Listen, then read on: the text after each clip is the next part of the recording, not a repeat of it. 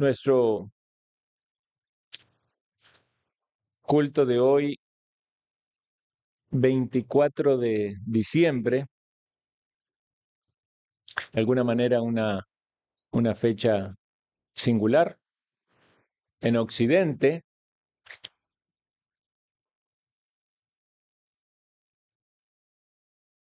Bueno, sabemos que es una fecha tristemente que se ha vuelto muy comercial.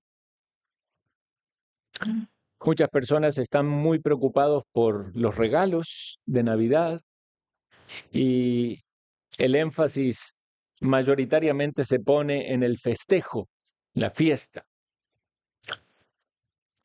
Para el occidente cristiano o religioso,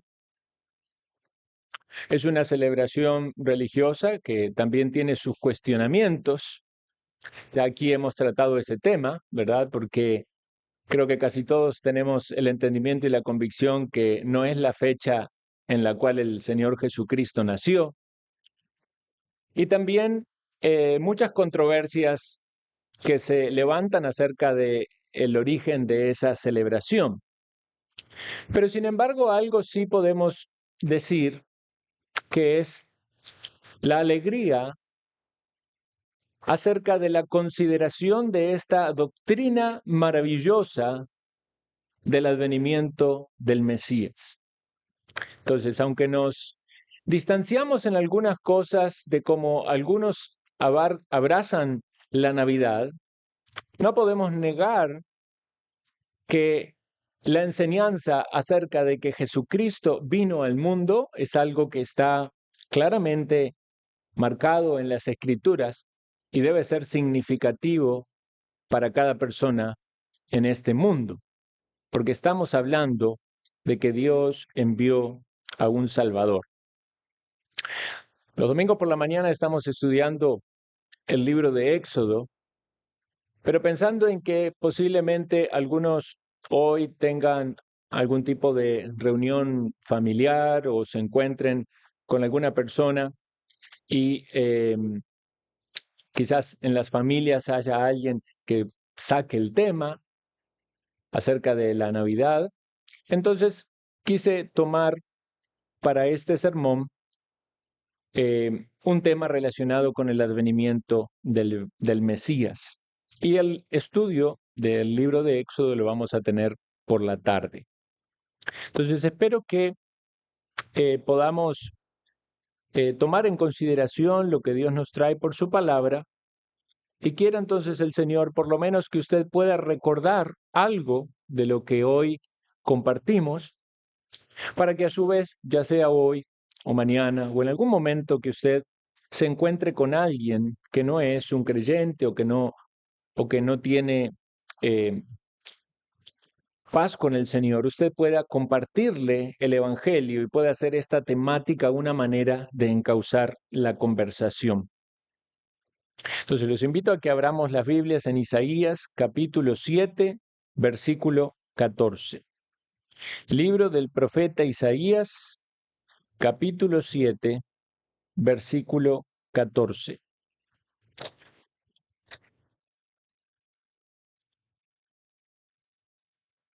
Pasaje bastante conocido respecto del anuncio de la venida del Mesías. Dice así: por tanto, el Señor mismo os dará señal. He aquí que la Virgen concebirá y dará a luz un hijo y llamará su nombre Emmanuel. Este pasaje muchos comentaristas lo describen como un pasaje oscuro de la Biblia.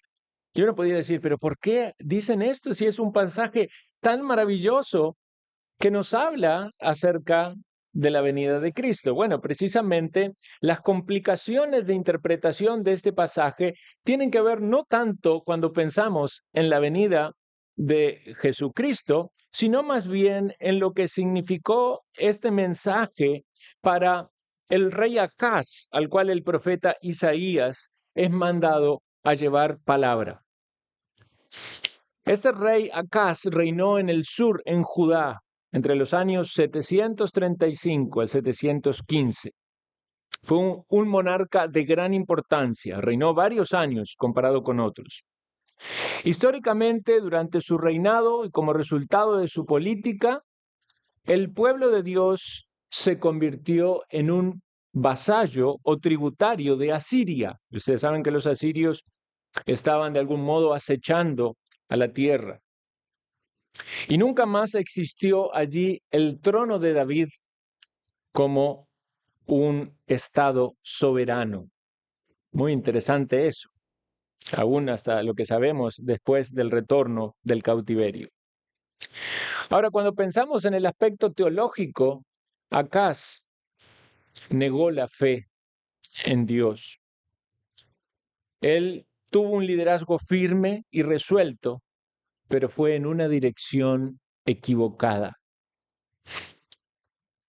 Este rey de Judá reinó desde los 20 hasta los 40 años, en parte como un reinado junto con su padre Jotam, pero 16 años como un único monarca. No sé cuántos de ustedes conocían o recordarán sobre este rey Acaz, que no debemos confundir con otros que tenían nombre parecido, pero él se distinguió por un comportamiento impío, llegando a quemar en sacrificio a sus propios hijos. Eso lo pueden leer en Segunda de Crónicas, capítulo 28. Como dijimos antes, hizo que la nación fuera tributaria. Visitó a un gobernante pagano en Damasco, llamado Tiglat-Pileser, y vio allí un altar que le gustó el diseño, y vean lo que hizo, mandó a copiar ese altar para hacer uno igual en el templo de Dios. O sea, tomó referencia de la idolatría pagana para mezclarlo con el culto a Dios. De algún modo, introdujo el paganismo. Cuando los reyes de Damasco y alrededores se aliaron contra Israel, Isaías prometió que Dios iba a librarlos y se acercó a este rey Acaz y le dijo: pide una señal a Dios. Recuerden que cuando los profetas hablaban, traían la palabra del Señor. Y le dijo: pide una señal. Pero Acaz se rehusó a pedir señal y utilizó un justificativo de que él no quería tentar a Dios. Y esto pareciera ser, cuando uno lee el pasaje, como algo que suena muy santo, muy piadoso, muy honesto, pero realmente él era una persona pagana. Era alguien que estaba totalmente alejado de la verdad de Dios, y ese rechazo a la señal, más bien, fue visto por parte de Dios como una soberbia, como una arrogancia. En este contexto viene la palabra profética y la señal que Dios da, y que obviamente no aplicó en un sentido para Acaz, que no la valoraba, porque no hubo una virgen en tiempo de Isaías que concibió un hijo. Algunos comentaristas dan vueltas en esto y tratan de ver de qué manera se aplicaba allí, o si se refería a una mujer que todavía no estaba casada, pero después iba a tener un hijo. No tendría sentido la profecía si hablara de una virgen que en realidad tiene un hijo, si era una doncella que luego se iba a casar y tener un hijo. No había milagro allí. Es el evento o los sucesos normal de un nacimiento. Pero esta señal entonces era una clara referencia a la venida del Mesías, que se iba a cumplir muchísimos años después. Pero sin duda una señal significativa de que Dios iba a restaurar el reinado y el trono de David, que en ese momento se había perdido. Interesante que en la lectura bíblica estábamos justamente escuchando las palabras de Pedro, citando a David y hablando de que del Mesías que Cristo era el que venía para restaurar su trono. Notemos entonces el mensaje que Dios da aún a aquel que no lo quería escuchar, una señal, una clara señal de que Dios tiene misericordia, de que Dios es fiel, de que Dios llamó a los patriarcas, a Abraham, y cumplió su promesa para con él, para con Isaac, para con Jacob, como vimos durante todo el estudio de Éxodo que estamos haciendo, de que Dios sacó a su pueblo de la esclavitud para llevarle a la tierra prometida, y de que a pesar de las muchas idolatrías y el paganismo y las abominaciones y que fueron castigados, Dios sigue siendo fiel y cumple su palabra. Y iba a restaurar el trono de David. Y iba a levantar un rey que traía libertad. Esta es la señal. Una virgen concebirá algo milagroso, algo único, y dará a luz un hijo y llamará su nombre Emmanuel. Y en muchas de las Biblias usted verá allí el significado. Dios con nosotros. Dios con nosotros. Consideremos entonces como base este texto para que tengamos este pensamiento acerca de la maravillosa doctrina del advenimiento del Mesías. ¿Cómo se puede resumir o explicar que Cristo haya venido a este mundo? Dios con nosotros. En primer lugar, Dios con nosotros en la encarnación. Su deidad y su humanidad.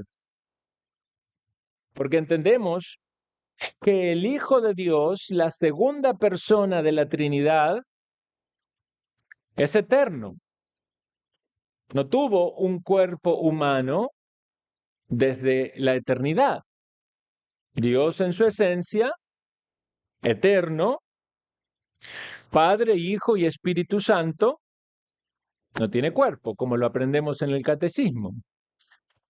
Pero en la encarnación, el Hijo de Dios, la segunda persona de la Trinidad, toma cuerpo. Es verdadero Dios y es verdadero hombre. Es el resplandor de la gloria del Padre. Así lo dice Hebreos 1:3, el cual siendo el resplandor de su gloria, la imagen misma de su sustancia, y quien sustenta todas las cosas con la palabra de su poder. Ese Dios eterno, glorioso, poderoso, siendo el resplandor de la gloria del Padre, estaba en el vientre de María. Y pasó por todo el desarrollo que un ser humano tiene. Aquellos que han sido padres y pasaron por todo eso del ver ¿verdad? La ecografía y el cómo va creciendo. Es algo maravilloso ver cómo se forma la vida en el vientre materno. En lo profundo, en lo oculto, fuimos formados, dice. Cada una de las partecitas ahí estaba siendo formadas, pero algo particular había en este ser humano que estaba allí en el vientre de María. No había sido el proceso natural de la unión de un hombre y una mujer. Había sido el Espíritu Santo que obró en María. Y por lo tanto, este santo ser que iba a nacer tenía toda la característica completa de la humanidad, pero no era el producto de la unión de un hombre y una mujer, sino la obra divina de Dios en esa mujer. Por lo tanto, era Dios, es Dios y es hombre. Cuando pensamos en Jesucristo, debemos entender y pensar entonces que es de la misma sustancia o esencia que el Padre, es creador, es el que hizo el mundo, es el que lo sostiene, es el que gobierna todas las cosas, pero en el tiempo apropiado y en el momento señalado por Dios, y no sabemos cuál fue exactamente la fecha, pero ahí hay una verdad, en un momento fue concebido en el vientre de María. Dice Gálatas 4:4, cuando vino el cumplimiento del tiempo, Dios envió a su Hijo. En un sentido, viene porque es eterno, y en otro sentido, está siendo concebido su cuerpo humano. Y nació de mujer, y nació bajo la ley. Tomó la naturaleza humana con todas sus propiedades esenciales y con las debilidades propias que tiene el ser humano. Esto es un misterio, pero debemos considerarlo y pensarlo, porque si queremos llegar a Dios, tenemos que conocer a Cristo. Cristo es el medio que nos lleva a Dios. ¿Y cómo puede alguien realmente recibir los beneficios de la obra de Cristo si no entiende la persona de Cristo? Si no comprende que Él es Dios y que Él es hombre. Conoce en todo caso a otro Cristo, a un falso Cristo, a un diseño diferente de Cristo, pero el verdadero Cristo es Dios y es hombre. Y sabemos que hay muchas sectas hoy en día que rechazan la divinidad de Cristo para decir que es un Dios inferior, un Dios con minúscula. No somos politeístas, creemos que hay un solo Dios, el Dios vivo y verdadero. Y Jesucristo es el Hijo eterno, pero en un momento tomó esa naturaleza humana, y esto es un misterio, tal como lo dice la Escritura, indiscutiblemente grande es el misterio de la piedad, que Dios fue manifestado en carne. ¿Cómo Dios, que no lo pueden contener los cielos de los cielos, fue manifestado en carne?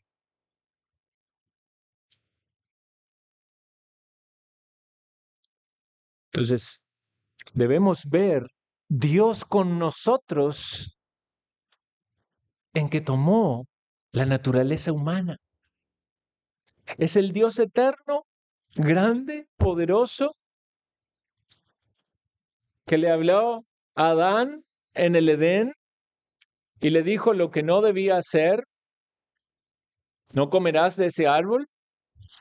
Sabemos que Adán y Eva tropezaron, comieron del árbol, luego apareció para llamarlo: ¿dónde estás? Adán se había ocultado. Vinieron las consecuencias sobre la raza humana, el pecado afectó a todos. Llegó la muerte, llegaron los espinos, los cardos, el sudor y el cansancio en el trabajo, los dolores de parto, el homicidio y todos los pecados que se manifestaron después, porque la raza ya había caído, se había separado de un Dios santo. Pero la promesa de que del linaje de la simiente de la mujer se iba a levantar uno que iba a derrotar a Satanás, que iba a triunfar sobre la muerte y que iba a reconciliar al hombre con Dios. Para que esto pudiera ser posible, entonces Dios con nosotros venía en humanidad, tomaba nuestro cuerpo, el cuerpo humano, para manifestar así en la carne la gloria de Dios Padre. ¿No es maravilloso pensar esto? Dios creó al ser humano y puso en el ser humano la imagen y semejanza de él.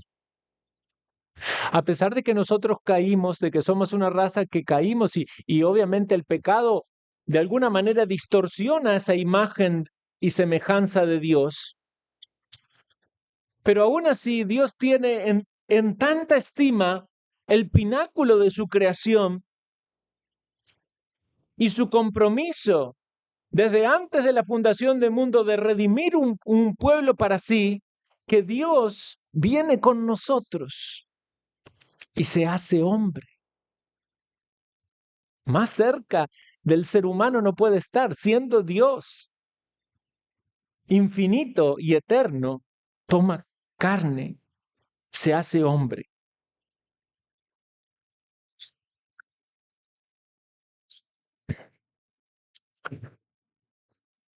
Pensemos en Jesús caminando por las tierras áridas de Palestina.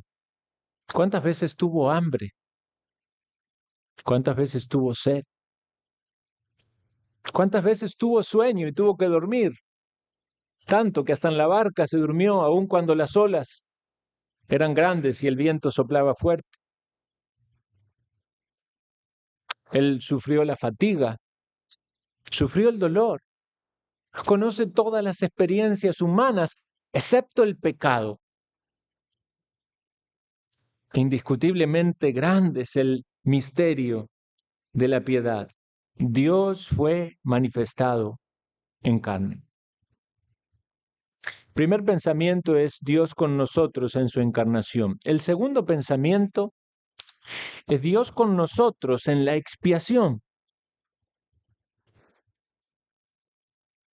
Es interesante que Dios no mandó en su palabra a que recordáramos su nacimiento de una forma especial sobre otras doctrinas. No tenemos una ordenanza de la Navidad en la Escritura, pero sí tenemos una ordenanza sobre recordar su muerte. Por eso muchas veces algunos estudiosos critican esta desviación de la Navidad en su celebración cuando en realidad somos llamados a hacer memoria de su muerte. No obstante, una no podría ser posible sin la otra. Entonces, si es que murió, es porque efectivamente nació. Pero el propósito de su encarnación y su nacimiento era que, llegado el momento, luego de cumplir todo lo que tenía que cumplir de la ley de Dios, porque no iba a pasar ni una jota ni una tilde que no se cumpliese, el Señor muriera en la cruz y cargara el pecado de su pueblo y ofreciera el pago para que pudiéramos ser salvos. Dios con nosotros en la expiación. Hay una necesidad de expiación. ¿Qué es expiar? En el Antiguo Testamento, expiación se refería a un verbo en hebreo, kafar, que significa cubrir. El sustantivo de este verbo se usa principalmente en tratos de rescate en una ofensa. No era como cuando había un pecado, entonces se barría y se corría o se ponía debajo de la alfombra. No, tenía que haber un pago. Y ese pago generalmente implicaba la sangre de un sacrificio. Por eso era necesario llevar un cordero, llevar un animal para ser sacrificado. Por eso se exigía en la ley un día de expiación.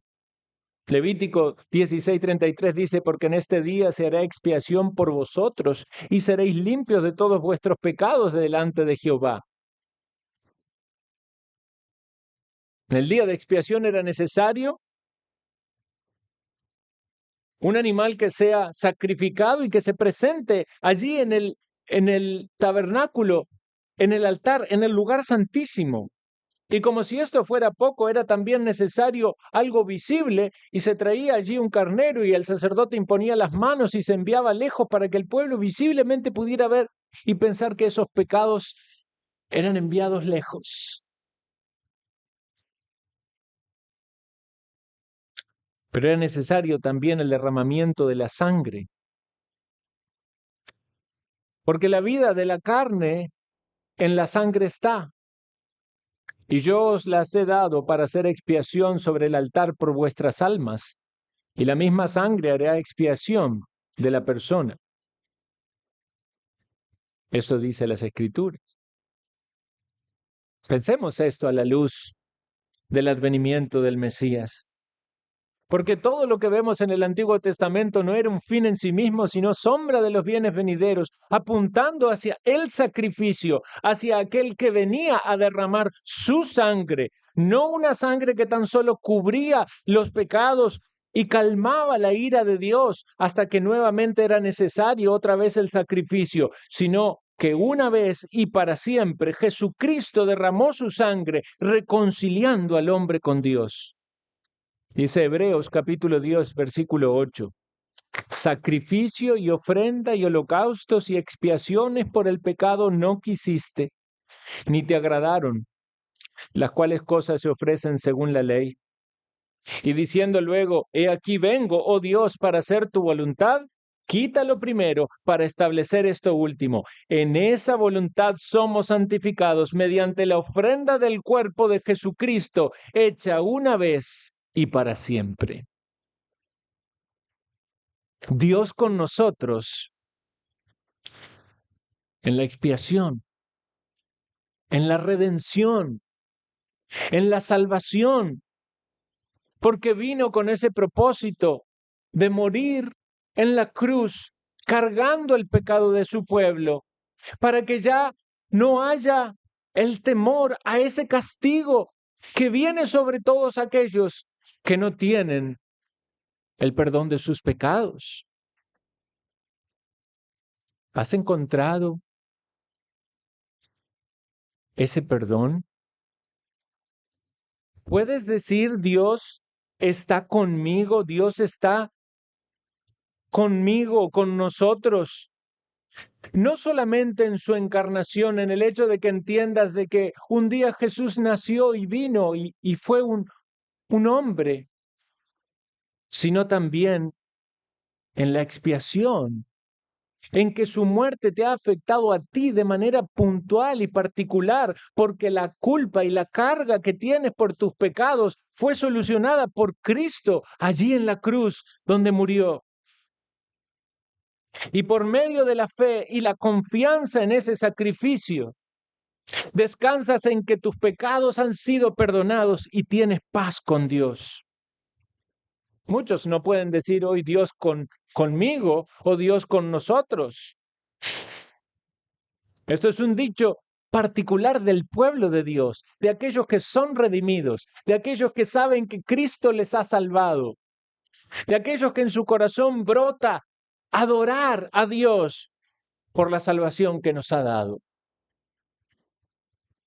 ¿Tienes tú esa confianza de que cuando Cristo murió en la cruz cargó allí también tus pecados? ¿O lo miras como un hecho distante, histórico, algo que no afecta ni tu mente ni tu corazón? Muchas personas tienen un entendimiento, una fe intelectual, pero eso no es experimentar a Dios en tu vida. Eso no es salvífico.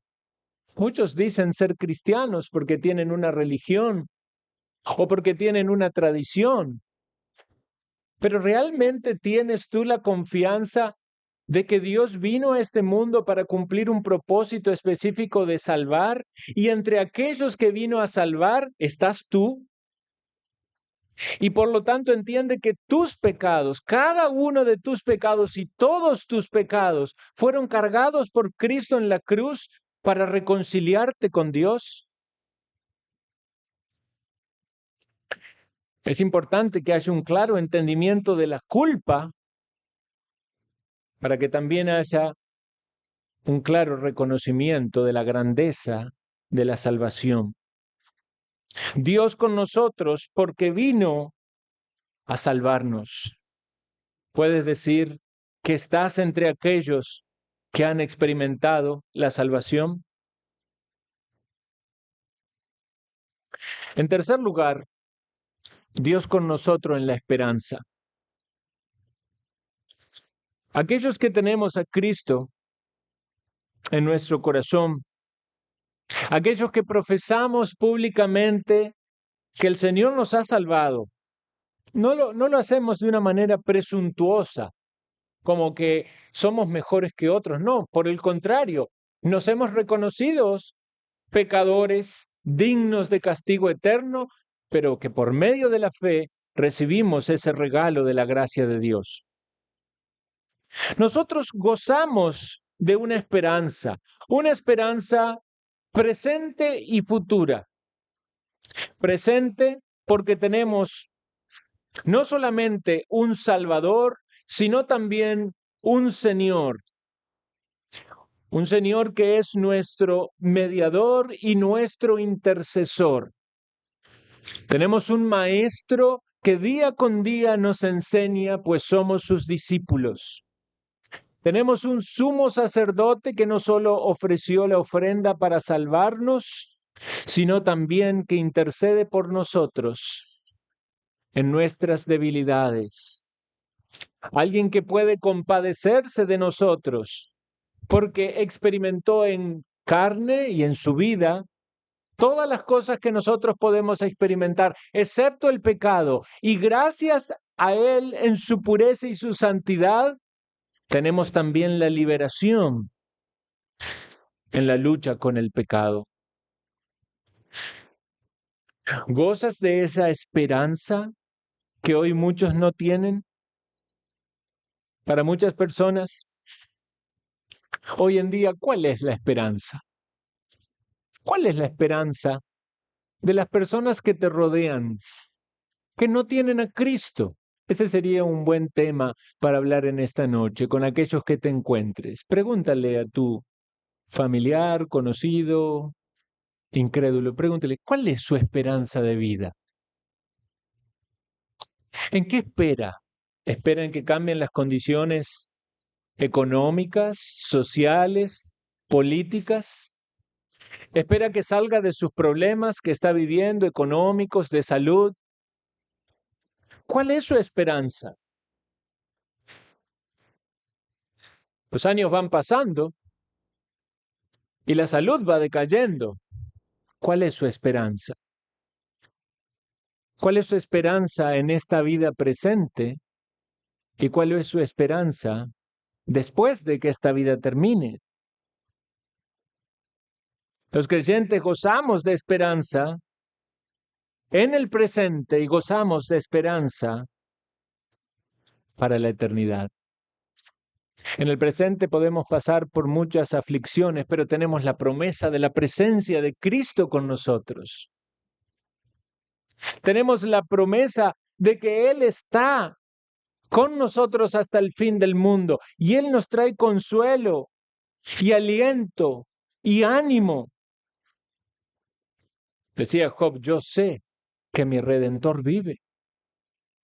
Aún en medio de todas las aflicciones, aún cuando nos ataquen o afecten nuestros cuerpos, podemos descansar en que si estamos en el Señor, vamos a levantarnos un día del polvo y vamos a ver con nuestros ojos a nuestro Creador. ¿Está Dios contigo y tienes esperanza? ¿En qué están puestos tus ojos? ¿En este mundo? ¿En lo que puedes obtener para vivir? ¿En los planes, sueños y metas que quieres tener en esta vida? ¿En llenar de satisfacción tu corazón conforme a lo que te pide tu corazón?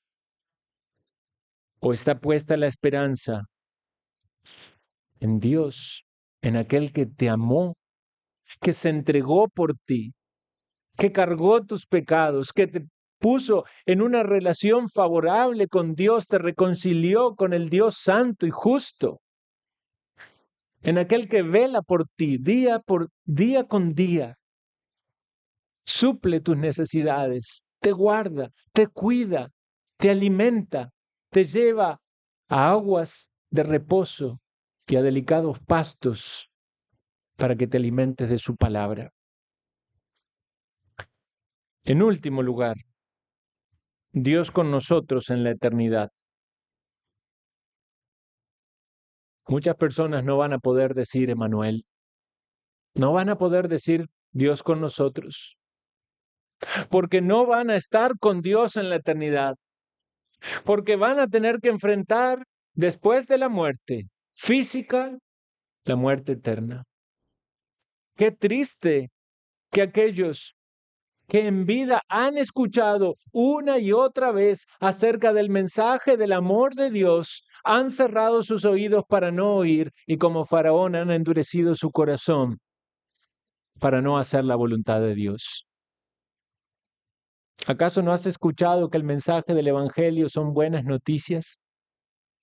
Buenas noticias de que Cristo vino a este mundo, de que cargó el pecado para reconciliarte con Dios, que trae esperanza al corazón del hombre en la adversidad y en los problemas, en la bendición y en la abundancia. La esperanza está en Cristo, pero si no estás con Cristo y si no has sido reconciliado con Dios porque aún no te has arrepentido de tus pecados, porque aún no has puesto la fe en Él, entonces tampoco podrás decir Dios con nosotros en la eternidad. Tendrás que experimentar el castigo y el tormento eterno preparado para aquellos que rechazan al Salvador. Oh, Emmanuel es un don, es Dios con nosotros, pero solamente aquellos que entienden el mensaje del Evangelio, que es poder de Dios para salvar, solamente ellos podrán experimentarlo. Podrán decir, sí, Dios está conmigo. Dios está conmigo en esta vida desde el momento en que yo tuve luz y tuve discernimiento. Me di cuenta que había vivido toda mi vida conforme a mis deseos, andando en mis caminos, haciendo mi voluntad, pero escuché el mensaje, reflexioné, me di cuenta de mi pecado, me arrepentí, abracé a Cristo y desde ese momento Dios está conmigo y sé que va a estarlo para siempre. Aun si me muero, voy a estar con Él en la eternidad, porque Él es Emmanuel. Esa es la señal más importante que podía ser dada para este mundo, que la Virgen iba a concebir un hijo y que ese hijo no era un simple hombre mortal, era Dios encarnado y que venía con el propósito de expiar los pecados del pueblo, el Cordero de Dios que quita los pecados del mundo. Y que venía para traer esperanza, esperanza real que no te da ni el dinero, ni la fama, ni la belleza, ni los títulos, ni la profesión, ni todas las cosas que en este mundo puedas lograr, sino la esperanza de saber de que eres aceptado por Dios, un hijo de Dios, recibido en la familia de Dios por medio de la fe, hechos aceptos por el amado. Y puedes relacionarte con Dios Padre por medio de Jesucristo, su Hijo, el camino, la verdad y la vida. Muchos tristemente solamente tendrán un Dios en su religión, un Dios en sus adornos, un Dios en las estampitas, pero no un Dios en su corazón. Muchos tendrán un Dios de una vez al año, un Dios de Navidad, un Dios de el día en que lo recuerda la religión, pero no un Dios que cargó sus pecados. Muchos tendrán un Dios del clamor en el momento de la dificultad. Ahí sí, Dios, sálvame, pero no un Dios al cual han rendido su vida y desean honrar y servir. ¿Cuál es el Dios que tú tienes? ¿Es el profetizado aquí en Isaías 7:14? ¿Es Emmanuel? ¿Es Dios con nosotros, el Dios que está en ti? Porque aquellos que realmente creen en la palabra del Señor tienen esa promesa de que Dios habitaría en sus corazones por el Espíritu Santo que les es dado a los creyentes. Jesucristo mismo profetizó hacer la morada en el corazón de aquellos que creen en Él. Emmanuel, Dios con nosotros. Aprovecha este texto, querido hermano y amigo, para hacer reflexionar a la gente acerca del advenimiento del Mesías y llévales a considerar la realidad de que un momento nuestra vida terrenal se va a acabar. ¿Estás en paz con Dios para enfrentar la eternidad? ¿Cuántas navidades habrás pasado? ¿Cuántas fechas en las cuales por lo menos aún los menos fervientes una vez al año tendrán conciencia de que Cristo vino? Pero sin embargo eso no ha movido un ápice tu corazón y tu mente hacia inclinarte hacia Dios. Algunos solo irán a la iglesia en Navidad. El resto del año no importará lo que Dios manda en su palabra, de que debemos congregarnos y que debemos exponernos a la palabra predicada y que debemos advertir a las exhortaciones del ministro del Señor y del apóstol. Reconciliaos con Dios, reconciliaos con Dios. No dejes pasar el tiempo. Un niño nos es nacido, un hijo nos es dado. Aquellos que tienen bebés pequeños, aquí hay algunos bebés pequeños, va a llegar un momento en su vida que van a mirar para atrás y van a ver a ese semejante grandote corriendo y van a decir, ¿y cómo se pasó el tiempo tan rápido? Pero ¿sabes qué sería lo triste de considerar que el tiempo se haya pasado tan rápido? Es que se haya pasado el tiempo rápido y todavía no estés en paz con Dios. Todavía no puedas decir, Emmanuel, Dios conmigo, Dios con nosotros, porque no estás entre ese grupo de los que adoran a Dios, de los que reconocen que Cristo vino a este mundo, se encarnó, tomó cuerpo humano, derramó su sangre para salvarnos y nos dio esperanza. Algunos se quieren enganchar de esa esperanza sin ser verdaderamente parte del cuerpo. Primero Dios obra en tu corazón, te lleva al arrepentimiento y a la fe genuina. Y luego esos cambios son visibles, porque tu boca confesará el nombre de Cristo, porque tu vida manifestará que Dios está en ti, y porque estarás unido a aquellos que adoran a aquel que vino para salvarnos. Sea el nombre